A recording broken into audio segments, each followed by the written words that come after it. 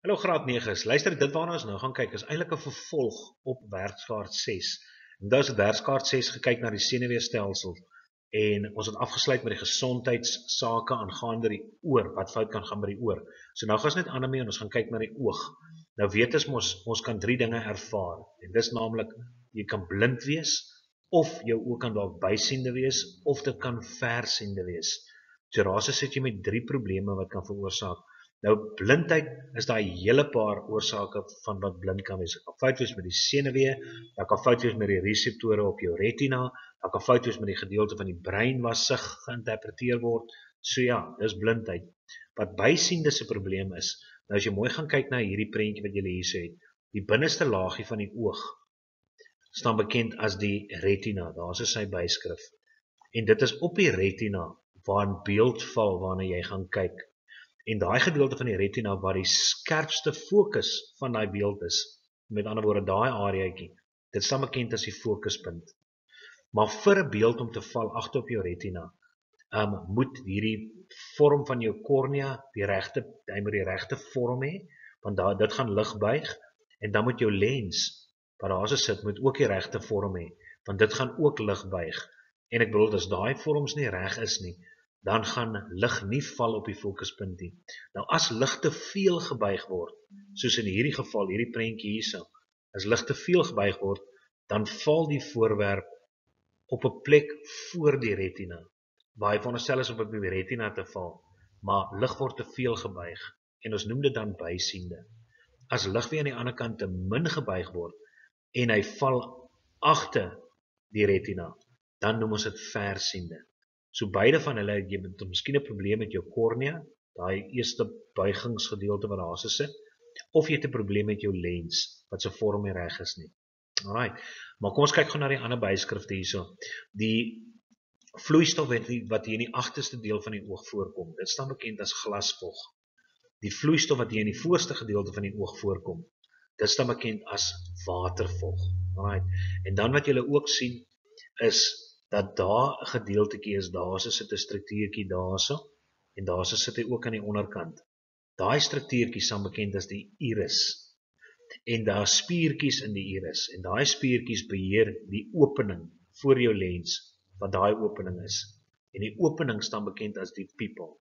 Right, so dan is die lens net agter dit het ons gedoen. Die kornea het ek vir julle gesê, is hierdie voorste gedeelte van die oog, die buitenste laag, wat so 'n knop vorm, om lig te buig, en dan natuurlik heel aan die agterkant sit ons met 'n oogsenuwee wat daar so gaan deur hardloop. Kwai. Nou hierdie slide het ons eintlik in die vorige gedeelte behandel, maar dit is nie deel van die vorige werkskaart nie. Dit is eintlik deel van hierdie werkskaart. So ons kyk maar net gou vinnig na die effekte weer. Stimulante het ons gesê verhoog hartklop, dit verhoog bloeddruk en dit verhoog asemhaling. En voorbeelde van stimulante is nikotien en kafeïen. Dan kokain is 'n dwelmmiddel wat ook 'n probleem veroorsaak op die menslike brein. En daai probleem is dit put dopamien af. Nou dopamien is 'n chemiese stof wat verantwoordelik is vir die aktiwiteit van die gedeelte van jou brein wat verantwoordelik is vir die lekker gevoel, vir jovialiteit, daai ekstase, daai fantastiese gevoel. Nou as jy te veel kokain gebruik, dan verloor jou brein die vermoë om daai chemiese stof vry te stel. En met verloop van tyd onder die invloed van kokain, raak daai gedeelte van die brein minder aktief. En jy sukkel dan om daai geweldige, fantastiese gevoel weer te ervaar, die gevoel van geluk. Alright, so bly weg van daai goeders af. Dis gaga. En dan kry ons daga.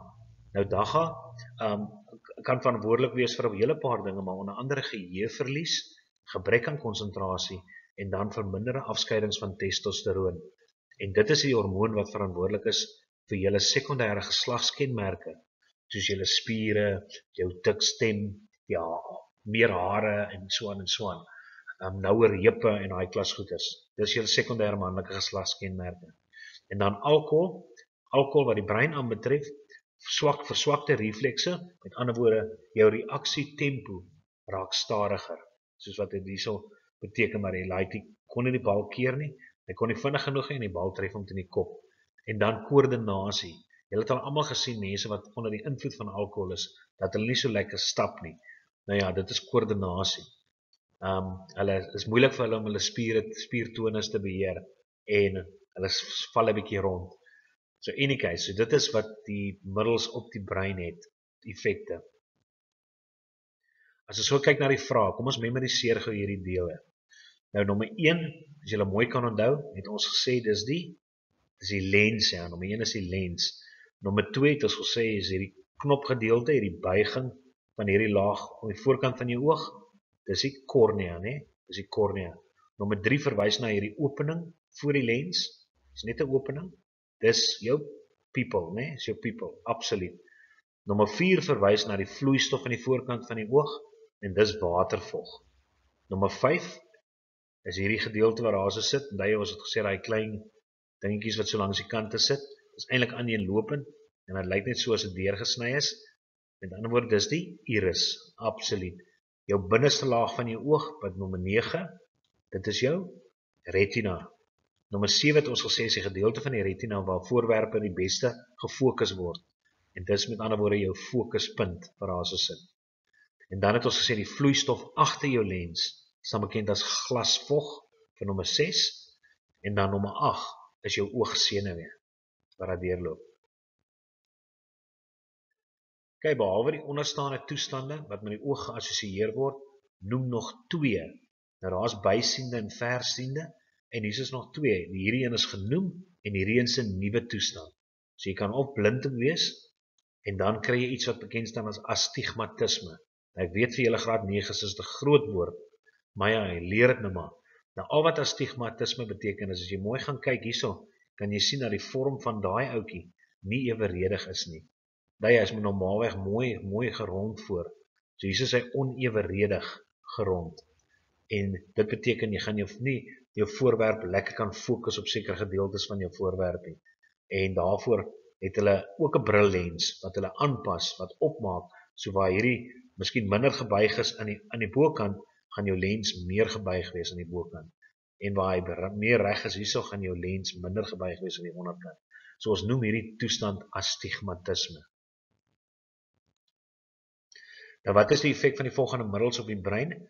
Stimulante het ons gesê, affekteer daai gedeelte van die brein wat verantwoordelik is vir hartklop, bloeddruk en asemhaling. En stimulante versnel daai verskillende funksies. Jy haal vinniger asem, jou hart gaan vinniger klop. So ja, en dit gaan natuurlik veroorsaak dat jou bloeddruk styg. Kyk, dag het ons vir julle gesê, is verantwoordelik vir geheueverlies en gebrek aan konsentrasie. En dan alkohol is verantwoordelik vir swak reaksietyd en jy sukkel ook met om jou spiere te koördineer. So bewegings is ongekoördineerd, jy val rond. Dis werkskaart 7.